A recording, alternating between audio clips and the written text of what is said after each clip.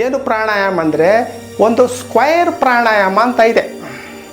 Square ಅಂದರೆ ಎಲ್ಲ ಇಲ್ಲಿ ಸಮಾನ, ಇಲ್ಲಿ ಸಮಾನ, ಇಲ್ಲಿ ಸಮಾನ, ಇಲ್ಲಿ ಸಮಾನ, ಅಂದರೆ ಎಲ್ಲ ಸೈಡ್ಸು ಈಕ್ವಲ್ ಡಿಸ್ಟೆನ್ಸಲ್ಲಿ ಅದು ಸ್ಕ್ವಯರ್ ಅಂತೀವಿ.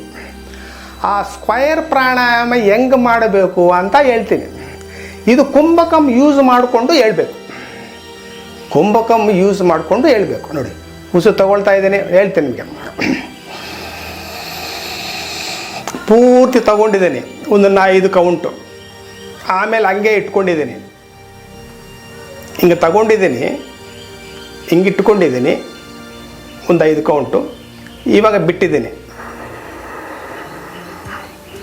ಬಿಟ್ಟು ಆಮೇಲೆ ಅಲ್ಲೇ ಇಟ್ಕೊಂಡಿದ್ದೀನಿ, ಅಲ್ಲೇ ಮತ್ತೆ ತಗೊಂಡಿಲ್ಲ, ಹಿಂಗೆ ಬಂತು.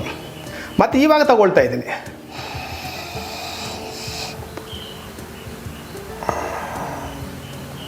ತಗೋಬಾರ್ದು, ಇವಾಗ ಬಿಡಬೇಕು. ಆಮೇಲೆ ಇವಾಗ ಮತ್ತೆ ತಗೋಬೇಕು. ಆ ಥರ ಮೇಲೆ ಕೆಳಗಡೆ ಇರೋದು ಕುಂಭಕಂಗಳು, ಸೈಡ್ನಲ್ಲಿರೋದು ಶ್ವಾಸಗಳು. ಶ್ವಾಸ ತಗೊಳ್ಳಿ, ಅಲ್ಲಿ ಇಟ್ಕೊಳ್ಳಿ ಪೂರ್ತಿ.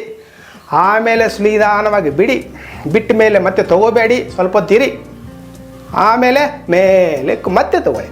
This is called the square pranayama with ಅಂತರ್ ಕುಂಭಕಂ ಬಾಹ್ಯ ಕುಂಭಕಂ.